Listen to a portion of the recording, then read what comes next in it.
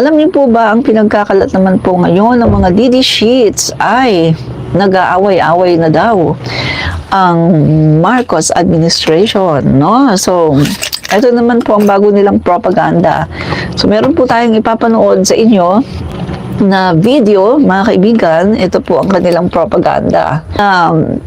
Ito daw mga kababayan ay nag-aaway-away na nga daw po ang mga Marcos administration, nag-aaway-away na daw at particularly ang sinasabi po nila ay nagkakagalit daw ngayon si PBBM at saka si Speaker Martin Romualdez, no? At meron pa silang mga kung ano-ano mga sinasabi. So pakinggan nyo na lang po mga kaibigan, ha? Paparinig ko na lang sa inyo ang kanilang bagong propaganda. Siguro yung iba sa inyo ay alam na ito, no? Okay. So, papalabas ko po sa inyo para makita po ninyo kung ano yung sinasabi ko na bagong propaganda ng mga halimaw na ito, no? So, eto po. Pirmado na di umano ang balita na sisibakin na sa pwesto si House Speaker Martin Romualdez at si Sandro Marcos ang papalit. Matatandang si Sandro Marcos ang nagpabakante sa pwesto ni Saldico bilang chairman ng Committee on Appropriations na may hawak ng budget ng Pilipinas at isa sa may pinakamakapangyarihang pwesto sa Kongreso. Ayon pa nga sa balita ay nag-aaway-away na di umano ang pamilyang Marcos at Romualdez dahil sa kaguluhang dala ni Martin Romualdez sa loob ng Kongreso at sa bansa. Particular na ang 2025 national budget na tinaguriang most corrupt budget of all time dahil na rin sa bilyon-bilyong insertions sa ayuda na nauuwi rin naman sa bulsa ng mga buhaya sa Kongreso. Nag-uumpisa na rin anyang siraan ni Romualdez si Bongbong Marcos at pinapalabas nito na kagustuhan ng Pangulo ang nangyayaring budget insertions at hindi malayong tataraydurin ni Romualdez ang kanyang pinsana si BBM alang-alang sa pera at kapangyarihan. Pirmado na di umano ang balita na sisibakin na sa pwesto si... So, yan naman po ngayon ang black propaganda ng mga DD sheets, no? Na ito daw, nag-away-away na nga daw ang gobyerno ni PBBM at particularly ay sinasabi nila na papalitan na daw si Speaker Martin Romualdez. Ang sabi pa ng mga DD sheets na narinig ko, pagpasok daw ng 20th Congress ay hindi na daw si Speaker Martin Romualdez ang itatalaga as Speaker of the House at papalitan na daw ito ni Congressman Sandro Marcos, no? So mga kaibigan, yan po ang kanilang bagong pinapalabas na black propaganda at ang sinasabi mga kaibigan ay tatraydorin na daw ni Speaker Martin itong si PBBM dahil pinapalabas daw ngayon ni Speaker Martin Romualdez na gusto daw ni PBBM ang insertion na nangyari doon sa National Budget 2025. At ang sinasabi pa dito ng mga DD sheets na ito nga daw yung most corrupt budget, which is palagi kong sinasabi at ng iba ding mga professor, no, na there's no such thing as corrupt budget. Lalong-lalo na, nakita niyo naman ang budget, di ba? Very transparent. Nakita niyo yung paano pagkakaatado. At oo, merong napunta sa akap, pero mali yung sinasabi dito sa video na napupunta sa bulsa ng mga kongresista. Dahil ngayon sa panahon ni PBBM, walang napupunta sa bulsa. Lahat ay, pag sinabi mong for ayuda, for financial assistance, lahat yan diretso sa mamamayang Pilipino. Kasi di ba nakita niyo naman ang ginawa ng ating Pangulo, personal niyang dinadala ang mga ayuda, ang mga financial assistance sa iba-ibang lupalop ng Pilipinas. Personal niyang dinadala, hinahatid para to make sure na talagang nakakarating sa bulsa ng mamamayang Pilipino. Nasaksihan nyo naman yan sa dami ng mga bagong Pilipinas Serbisyo Fair at Presidential Assistance na ginagawa ng Pangulo natin sa iba-ibang lupalop ng Pilipinas. Nakikita nyong diretso sa bulsa ng mamamayang Pilipino at hindi iyan nakikinabangan ng mga kongresista. No? So mali-mali talaga yung kanilang mga sinasabi. Talagang purely black propaganda para siraan ang ating gobyerno, si Speaker Martin at saka si PBBM. Take note ha mga kababayan ha, nagsama pa nga si PBBM, magkasama pa si PBBM at si Speaker Martin doon sa inauguration, di ba? Nung ito ay kanilang pinapakalat, mga kaibigan, aba, magkasama pa si Speaker Martin at saka si PBBM sa inauguration ng Calax ba yun? House Dali Speaker Martin dali. Romualdez at Nakalimutan ko yung event eh. Just lately mga kaibigan, nung sila ay nagsama sa isang event, dalaan natin yung event na yun. So, mali-mali itong mga sinasabi ng mga DD sheets. At sa katunayan mga kaibigan, inalaga pa nga ni PBBM si Speaker Martin na pinapunta pa nga niya sa ibang bansa para dumalo mga kaibigan ng isang malaking event, no? So etong mga kaibigan, itong mga DD sheets na to ay wala talagang magawa sa buhay kundi siraan lang talaga ng siraan ang Marcos administration. At kapag hindi umuubra yung nilang paninira, dito naman sila sa kabila. At pag hindi na naman umubra, doon na naman sila sa panibagong issue, no? So, etong mga kaibigan ay talagang wala ka talagang mahihita sa mga to, no? Puro lang talaga black propaganda. No? So, dinan natin dito yung event na nung pinalabas na nila mga kaibigan itong propaganda na to, nagsama pa nga si PBBM tsaka si Speaker Martin. At isa pa mga kababayan isa pa baka nakalimutan nila na ang Marcos at ang Romualdez iba po ang ugali. Hindi po yan katulad sa DDS. Hindi po yan katulad sa Duterte. Ang Marcos at Romualdez, kapag meron po yung mga, halimbawa, hindi na pagkakasunduan, yan po, umuupo po yan at nag-uusap, hindi nag-aaway. Wala pong ganyan, no? Hindi po totoo yung mga sinasabi nila na, uy, nag-aaway, uy, tatraydorin. Wala po sa hinagap ni Speaker Martin Romualdez na maging traidor, no? So, eto, no, magkasama pa sila, government fortifying communities against calamities, yan. So, ayan po, magkasama pa sa event, no? Si Speaker Martin at saka si PBBM, yan. Yan. So, hindi lang yan magkasama pa sila doon sa yung nagmo-motorcade sila, nakalimutan ko yung yun. Sa Yolanda, yung hindi, bukod doon sa Yolanda, meron pang isang event na magkasama sila na nagmo-motorcade pa sila. Ito, magkasama din sila dito. Yan, si Speaker Martin at saka si PBBM. Lahat ito nangyari ngayong January, no? Yan.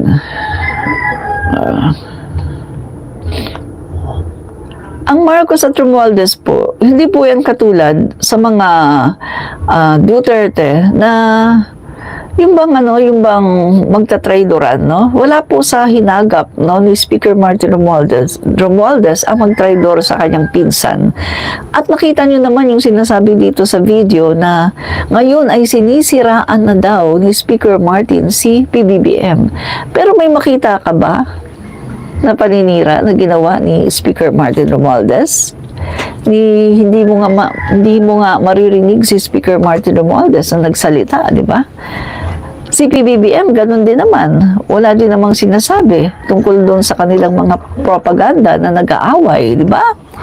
So, itong mga kababayan, no, tingnan na lang natin sa next Congress, sa 20th Congress, kung totoo ba yung sinasabi nila na papalitan na daw sa pagka-speakership itong si Speaker Martin Romualdez. No? Tingnan na lang natin kung totoo ba yung sinasabi nila. Kasi ang pagkakaalam ko mga kababayan, si Speaker Martin Romualdez ay isang napakalaking tulong, no? Napakalaking tulong sa Marcos administration, no? Ang laki po ng tulong ni Speaker kay PBBM dahil si Speaker po ang nagpo-push ng mga agenda, ng mga kailangang batas ng ating Pangulo. So sabi ko nga sa inyo, kung wala si Speaker Martin Romualdez, ay malamang noon pa nila napa-impeach, no? Ng mga DD sheets na to, noon pa nila napa-impeach si PBBM. Dahil noon pa man ay pinagbalakan na nila na ipa-impeach si PBBM, no? Pero dahil nandyan po si Speaker Martin Romualdez, Sara Mau, huwag ka maingay. Nagla-live ako. Sara Mau. Yan. Ang ingay naman ni Sara. Sara, huwag ka maingay. Sara, nagla-live ako. Ingay ni Sara. No. So, bintana po kasi ito guys bintana. Tapos, yung aso namin si Sara, nandun siya sa labas, no. Nandiyan si Sara. Sara, huwag ka maingay, Sara. Ito talagang si Sara. Sara, nagla-live ako. Yan. So, ayan. Ang ingay ni Sara, nawawala tuloy ako sa yan. So, sabi nung isang DD sheet, are you sure na punta at bigay sa mga tao? Magkano kaya ang binigay? Sa bawat event kasi, tigsa 10,000. Take note, ngayon lang yan nangyari, no? Na tigsa 10,000. Biruin mo sa isang lugar, Sara, huwag ka maingay, Sara. Sa isang lugar, isang probinsya na pinupuntahan ni PBBM, ang ingay ni Sara. Ingay ni Sara. Sa isang probinsya na pinupuntahan ni PBBM, bawa 10,000 magsasaka, no? O 5,000 na magsasaka ang nandyan, tigsa 10,000 din. Tapos meron pang mga pinamimigay na makabagong makinarya. May pinamimigay pa ng mga food processing machines at marami pang iba. May pinamimigay pa ng mga checks sa mga LGUs. Talagang napupunta talaga sa mamamayang Filipino, no? Unlike noon sa panahon ni Duterte, ni isang ayuda wala. Pandemic, sinarado niya ang ekonomiya ng Pilipinas, sinarado niya, nawalan lahat ng trabaho pero walang ayuda. Inutil si Duterte. Isang napakalaking inutil ni Duterte. Masasabi ko yan kahit sa harap-harapan kasi biruin mo nawalan ako ng trabaho. Kinlose niya ang ekonomiya. Ang ginawa niya, ni-lockdown niya lahat ng mga buong Pilipinas ni-lockdown. So, walang trabaho, walang ayuda. Inutil ang gago, no? So, kahit harap-harapan, masasabi ko sa mukha niya, no? Sa mukha mismo ni Duterte, inutil ka. Nawalan ako ng trabaho, pandemic, dahil sa'yo ni-lockdown mo, pero ni isang ayuda, hindi mo ako binigyan. Inutil ka. Kaya ako nabuhay dahil sa mga tumutulong, mga community pantries at sa sarili kong kayod. Inutil ka, Duterte. Masasabi ko yan sa harap-harapan, sa mukha niya mismo. Inutil kang Pangulo ng Pilipinas. Inutil. Yan. Samantala ngayon, kita nyo naman wala nang pandemic pero nakapamimigay ang ating Pangulo ng ayuda, kabilaan. Ibig sabihin, pwede naman palang mamigay ng ayuda. Bakit sa panahon ni Duterte hindi na nagawa? Kasi diretso sa bulsa, inutil na Pangulo ng Pilipinas si Duterte. Inutil. Kaya nga dumami ang community pantries dahil sa kanyang pagiging inutil. Diba? So, babalik pa ba tayo sa inutil na mga presidente? Hindi na. Kaya nga wala na tayong i-elect na mga Duterte dahil yung mga Duterte na yan, mga inutil. Inutil yan, diba? Mga kurakot, inuuna ang pangumurakot at ang pagiging inutil. Yan. Yan ang katotohanan, di ba? Oo. Gaya lang. Hindi ko pa pala na-share yung aking live sa sa Facebook. Share muna natin para mapanood ng mga DD sheet na at umagang-umaga, linggong-linggo sila ay mga high blood.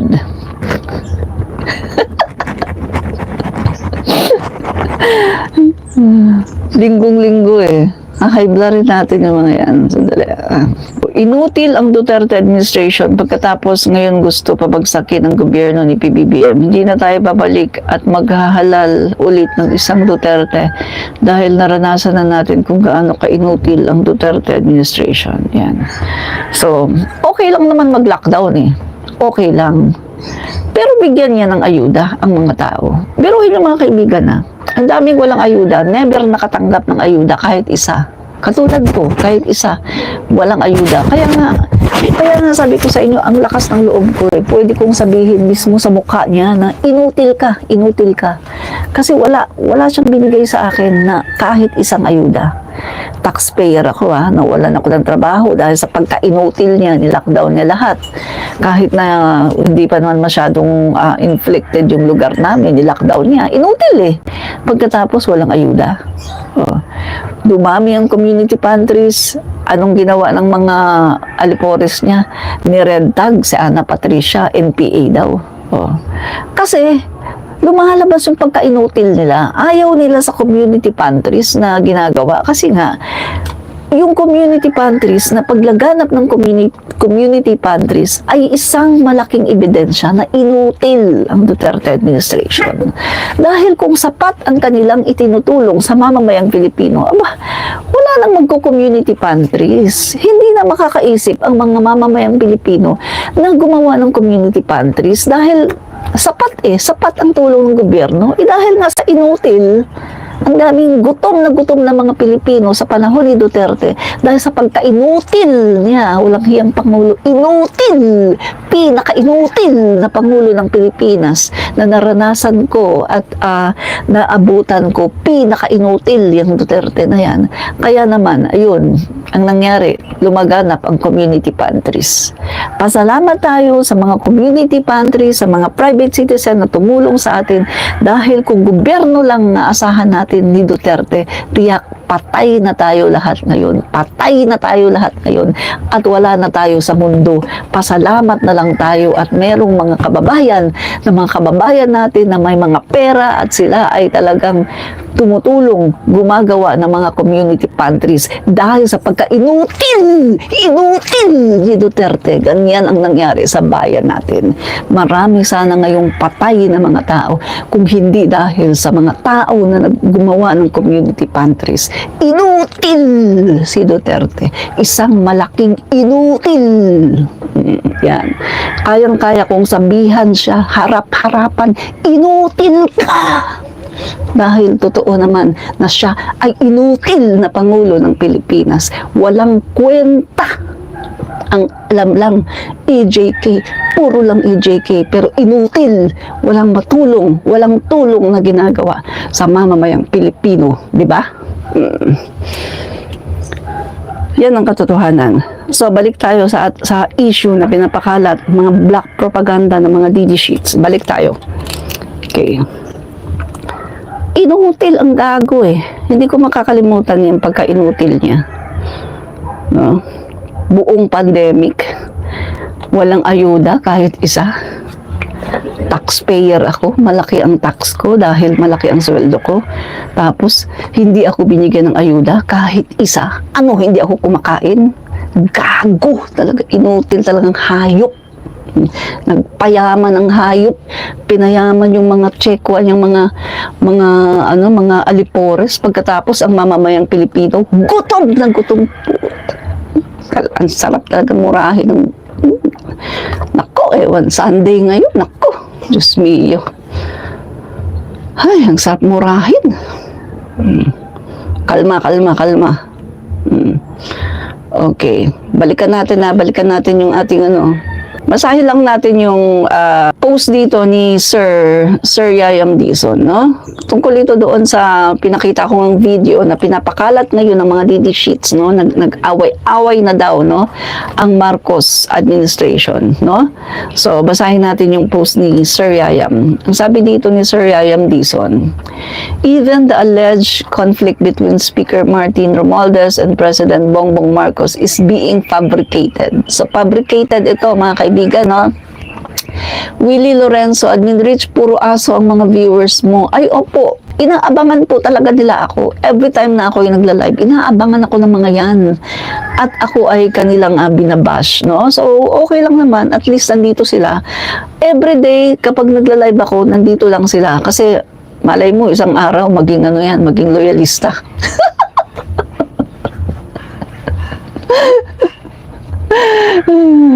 Yan. Elizabeth Banyares, kagaya niyan, umaasa ka din pala sa ayuda. Alam mo na dapat kung ano ang dapat mong gawin. Bugok. Panahon ng pandemic, ni-lockdown ni Duterte lahat. Nawalan ako ng trabaho. Ni-lockdown niya lahat. Supposed to be, kapag magla-lockdown ka, dapat alam mo ang responsibilidad mo bilang Pangulo ng Pilipinas. Bigyan mo ng ayuda lahat ng tao dahil ni-lockdown mo. Tanga ka ba? Bugok ka ba? Gago? Oh. Ibig sabihin, kapag ni-lockdown mo, bawal lumabas ang tao, hindi yan makakapagtrabaho, hindi yan makakahanap ng kung anong gagawin niya para kumita ng pera. Gago. Meron pang ang utos si Duterte noon, yung lalabag sa quarantine, yung lalabas, yung mga lalabas, barilin daw. PI talagang matandang Duterte yan. Gago talaga, hayop. Oh, yung kaya nga takot na takot ang mga tao na lumabas kasi pag lumabas daw barilin. Yung ayaw daw sumunod sa quarantine, pagbabarilin daw, order na yon. Baka hindi mo alam. Oh, gago ka pala eh. Nagsasalita ka ng hindi mo alam eh. Oh. So, sabi pa dito ni Sir Yayam, behind the latest allegations that Speaker Martin Romualdez and President Bongbong Marcos are now at odds, that Romualdez is allegedly blaming Marcos for billions in insertions in the 2025 General Appropriations Act or GAA, and that Romualdez will be replaced as a Speaker by Sandro Marcos, lies a clear and calculated propaganda operation.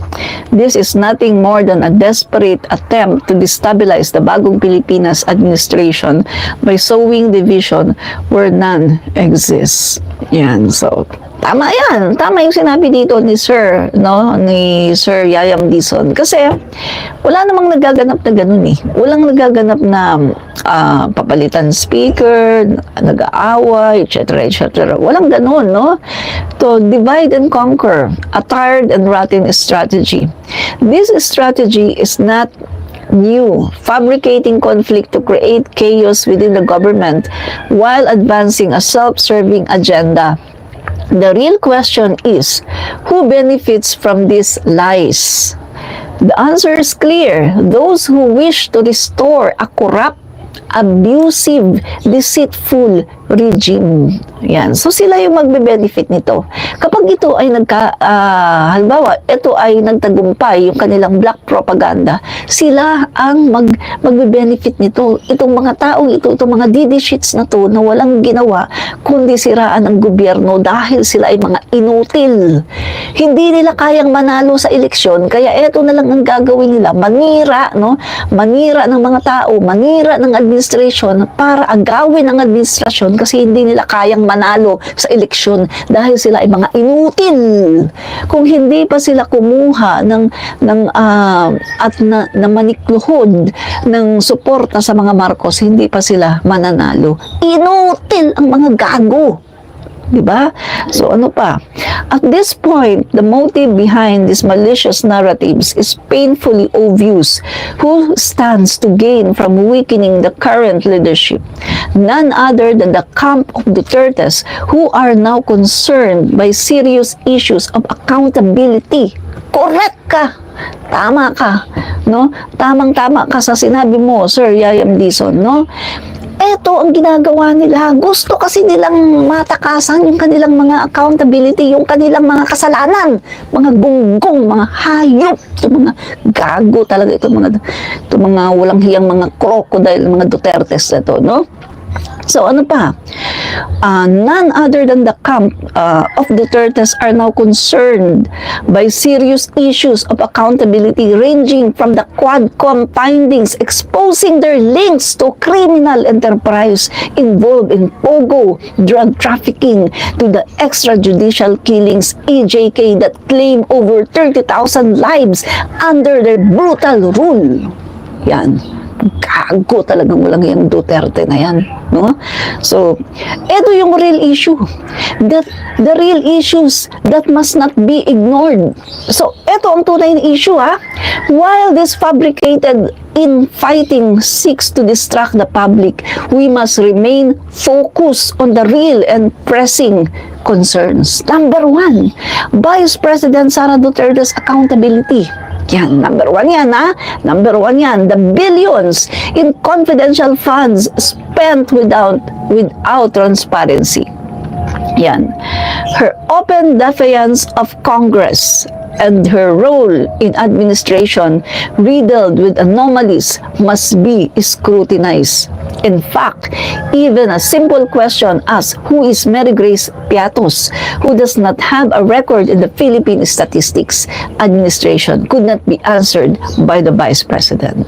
Napakaraming mga confidential funds, umabot na ng bilyones since she was a mayor, no? So walang mga walang mga resibo to. Walang mga walang mga ebidensya to, no? Walang resibo na kung saan nila dinala yung kanilang confidential funds na yan. Since mayor pa, yan si Lucring na yan, no? So, marami pong dapat na i-accounting itong si Lucring. Marami siyang dapat na sagutin, pero nag-i-evade siya sa pagsasagot. Hindi siya sumasagot. At ito ang kanilang ginagawa ngayon, mag-black propaganda, sirain ang Marcos administration. Nang sa ganun ay sila ang mapaupo sa pwesto at happy-happy na sila. Lahat ng kanilang mga kasalanan kakalimutan na at lahat ng kanilang mga kaso whitewash na lahat yan at wala na silang kaso, di ba? Ganyan ang mga buwaya ng Davao. Yan po ang mga buwaya ng Davao, no? So, ano pa? Ito pa mga kaibigan. Yan. The Duterte camps criminal operations, the deep connections of their circle to pogo and drug trafficking, as well as the systematic mass killings in the guise of a failed war on drugs must not be forgotten. The families of 30,000 Filipinos, 99% of them are poor, voiceless, and defenseless, are still crying for justice. Nakita nyo?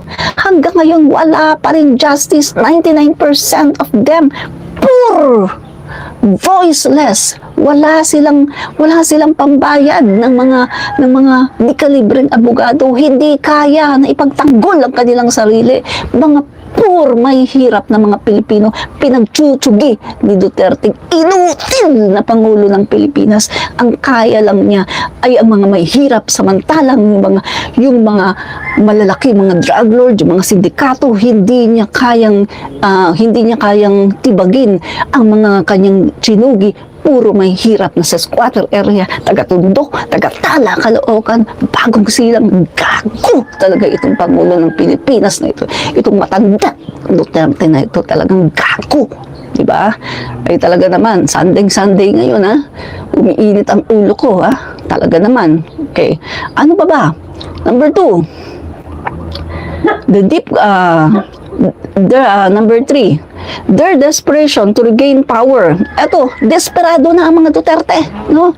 As the truth about their crimes begins to surface, their only hope is to destroy the current administration in order to shield themselves from accountability. Ang ginagawa ng mga gago, ng mga hayop na to, no? Dahil hindi nila kinakaya ang gobyerno ngayon. So, sila ngayon ay naninira sa ating gobyerno para nang sa ganun ay mapabagsak nila ang ating gobyerno. Yan ang ginagawa ng mga hayop na yan, no? Yan ang ginagawa nila. So, ang sabi pa dito, so desperate na sila, sobrang napaka-desperate na sila mga kaibigan, no? So, eto na mga kaibigan, binibreak nila ngayon ang alliance, no? Alliance ng Marcos at Romualdez. Mga kaibigan, hindi nila pwedeng i-break ang alliance ng Marcos at Romualdez. Unang-una sa lahat, Eh, matagal na yan eh. Matagal na yan, Marcos and Romualdez. Magpinsan yan, mga kababayan. At iba po ang Marcos at ang Romualdez. Mga professional yan, mga mabubuting tao yan. Hindi yan basta-basta na magpapa-apekto sa mga propaganda. Hindi yan magsisiraan. Iba po ang Marcos at ang Romualdez. Nakita niyo naman si Speaker Martin. O, umiimik ba si Speaker Martin? Wala. Kahit nga binabanatan siya ni Duterte at saka ni Lucring, hindi nga siya umiimik eh. Hindi nga siya nagpa-fight back. O, si PBBM, ganun din ang ginagawa. Napaka-professional ng mga yan, no? Hindi yan katulad sa mga Duterte na nag-aaway-away at pagkatapos halos magsaksakan na dahil sa kanilang kagaguhan, di ba? So, eto po mga kaibigan ha, the partnership between Speaker Romualdez and President Marcos cannot and will not be shaken by the propaganda of criminals now being exposed. The vision of a true bagong Pilipinas will not be derailed by the lies of former power players desperately clinging to their dwindling influence. The Filipino people must wake up to this reality.